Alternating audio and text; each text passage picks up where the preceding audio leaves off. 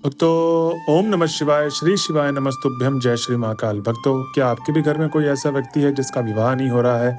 उसके विवाह के लिए आप लोग बहुत ज़्यादा उपाय करके देख लिए, बहुत ज़्यादा पंडितों के पास चले गए, बहुत ज़्यादा ज्योतिषी के पास भी चले गए, लेकिन जो आपके घर का बच्चा है उसका विवाह हो ही नहीं रहा है। आपने बहुत सारे उपाय भी कर लिए, फिर भी उस बच्चे का विवाह नहीं हो रहा है।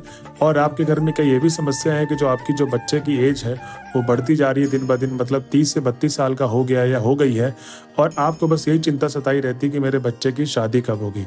तो भक्तों, अगर विवाह से रिलेटेड जैसी भी समस्याएं आपके जीवन में चल रही हैं जो मैंने आपको बोली नहीं है, कोई भी समस्याएं हैं, आज की ये वीडियो मात्र आपके लिए है। गुरुदेव जी आज की वीडियो में बहुत सारे सुंदर से उपाय बताए हैं, जिनको आप उपाय को कर लेते हैं तो आपके घर के जिस व्यक्ति का विवाह नहीं हो रहा था उसका विवाह तुरंत होगा। जी हाँ भक्तों, अगले लगन तक आपके उस बच्चे का विवाह हो ही जाएगा।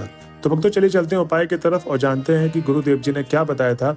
उससे पहले मेरी आपसे यही दरखास्त है कि जो भी कोई इस चैनल में पहली बार आया है और मेरी आवाज़ पहली बार सुन तो चैनल को कर ले सब्सक्राइब और बेल नोटिफिकेशन को ऑन कर ले, जिससे गुरुदेव जी की आने वाली वीडियोस आपको मिलती रहे। तो भक्तों, उपाय शुरू करते हैं। जो पहला वाला उपाय उसमें गुरुदेव जी बोलते हैं कि आपको सबसे पहले तो ये उपाय करना है किसी भी सोमवार के अष्टमी वाले दिन। किस दिन करना है? किसी भी सोमवार के अष्टमी वाले दिन इस उपाय को आप कर लें। इस उपाय में सबसे पहले तो आपको करना ये है कि 11 आम की पत्ती का ये उपाय है। ठीक, अब 11 आम की पत्ती को कैसे कैसे चाहिए ये आप किसी कॉपी में लिख लें। ठीक, अब भक्तों, सबसे पहले तो आप जैसे जानते हो कहीं पर भी पूजा या कथा होती है तो वहां पर आप देखोगे कलश में टेरी रखा जाता है। तो ऐसे ही आपको, जैसे कि आज के समय पे जो गर्मी का सीजन चल रहा है, आम के नए पत्ते आए हैं, तो आपको नई टेरी चाहिए जो कहीं से कटी पिटी खंडित ना हो। ठीक, इस चीज का आपको ध्यान देना है कि जो टेरी लेंगे आप वो एकदम नए पत्ते वाली होनी चाहिए और कहीं से कटी पिटी बीच में छेद वगैरह ना हो, इस चीज का आप ध्यान रखें। अब जब आप टेरी ला लेंगे 2 से 3 अपने घर पे, तो सबसे पहले तो आपको करना क्या है कि उन टेरियों से 11 आम की पत्ती को अलग कर लें। अब जब आप अलग कर लेंगे तो उन 11 आम की पत्तियों को करना क्या है कि एक के ऊपर एक के ऊपर एक के ऊपर एक रखना है। उसका मतलब जैसे बिल्डिंग बनाते हैं और जैसे उसकी लड़ी बनाते हैं, ऐसे ही आपको एक के ऊपर एक के ऊपर एक रख लेना है क्रमांक वाइज। अब 11 आम की पत्ती जब आपने रख लिया, अब उसको कच्चे सूत से बांध लेना है। कच्चे सूत से बांधने के बाद गुरुदेव जी कहते हैं कि आपको मंदिर से शहद लाना है। ठीक, अगर आपके घर में शहद नहीं है मंदिर में रखा हुआ तो आप बाहर से ले ले, जहाँ पर पंसारी की दुकान होती है, शहद को लाए। और शहद में करना क्या है, आपको शहद और 1 लोटा जल, पीतल के लोटे में जल होना चाहिए और घर से भरा हुआ जल होना चाहिए। इस चीज का आपको सबसे ज्यादा ध्यान देना है, इसको भी आप लिख लें। अब भक्तों, आपको सीधा चले जाना है महादेव के मंदिर में सोमवार के अष्टमी वाले दिन। अब इस उपाय को करना कब है उसको भी लिख लें। सुबह ब्रह्म मुहूर्त मतलब 4 साढ़े 4 के बीच से आप सुबह 8 बजे तक इस उपाय को कभी भी कर सकते हैं। ठीक, ब्रह्म मुहूर्त से लेकर सुबह 8 बजे के बीच में इस उपाय को आप कभी भी कर सकते हैं। अब इस उपाय में जब आप महादेव के मंदिर में पहुंच जाएंगे तो सबसे पहले तो आपको महादेव की आराधना करनी है 7 से 10 मिनट। जी हाँ भक्तों, गुरुदेव जी कहते हैं कि जैसे ही आप मंदिर परिसर जाते हैं तो आपको जाते ही पूजा सामग्री और यह उपाय करना स्टार्ट नहीं करना है। आपको 7 से 10 मिनट महादेव की आराधना करनी है, उसके बाद ही आपको उपाय शुरू करना है। अब भक्तों, जब 7 से 10 मिनट आराधना कर लेंगे, आपका मन एकदम शांत हो जाएगा, मनोकामना पूर्ति के एकदम तैयार है। तब आपको करना यह है कि जो 11 आम की पत्ती आप लेकर गए थे और जो शहद लेकर गए थे, जो 1 लोटा जल लेकर गए थे, उस 11 आम की पत्ती को आपको शहद थोड़ा सा निकालना है, ढक्कन पे निकाल लें या कटोरी पे निकाल लें या थाली पे डाल लें। अब जो 11 आम की पत्ती है, आपने देखा होगा कि एक पत्ती का स्टार्टिंग होता है, एक एंड होता है। तो जो शुरुआती वाली पत्ती जहाँ टेरी से कनेक्ट होता है 11 आम की पत्ती, उसको आपको शहद में भिगो लेना है। किस में भिगो लेना है?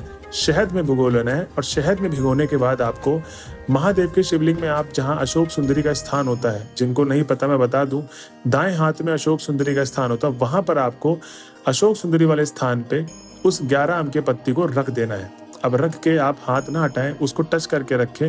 और जब आप रख देंगे तो सबसे पहले तो आपको जो भी आपके जीवन में समस्याएं चल रही हैं, आपको वो बोलनी है महादेव के आगे, और जो भी आपकी मनोकामना है वो बोलना है। और 11 आम की पत्ती को वहीं पर आप छोड़ दें अशोक सुंदरी वाले स्थान पे।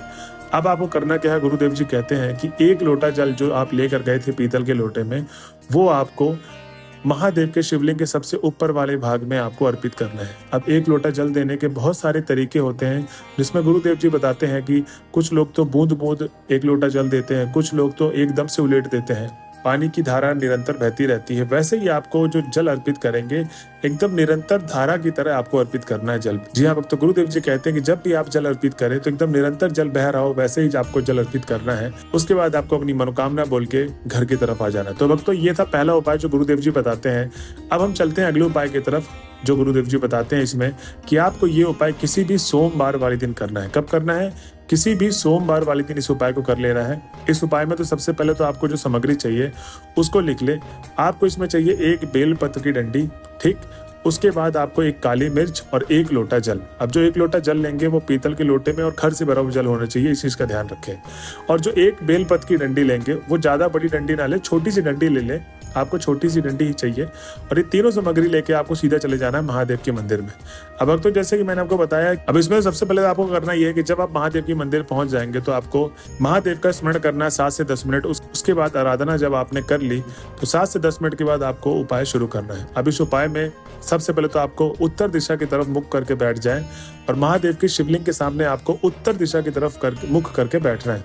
अब जब आप बैठ गए तो सबसे पहले तो आपको करना यह है कि जो एक बेलपत्र की डंडी और एक काली मिर्च लेके गए थे उसको महादेव के शिवलिंग के जस्ट अपोजिट वाले भाग में, मतलब पिछले वाले भाग में आपको वहां पर वो एक बेलपत्र की डंडी और एक काली मिर्च रख देना है। अब जब आपने एक काली मिर्च और एक बेलपत्र की डंडी रख दी तो सबसे पहले तो आपको करना यह है कि जो एक लोटा जल लेकर गए थे उसको शिवलिंग पर अर्पित कर देना है। और भक्तों, गुरुदेव जी कहते हैं कि अब आपको अपना नाम और गोत्र बोल के जो भी मनोकामना है वो आपको मांग लेनी है। महादेव आपकी जो भी मनोकामना है वो अवश्य पूर्ण करेंगे।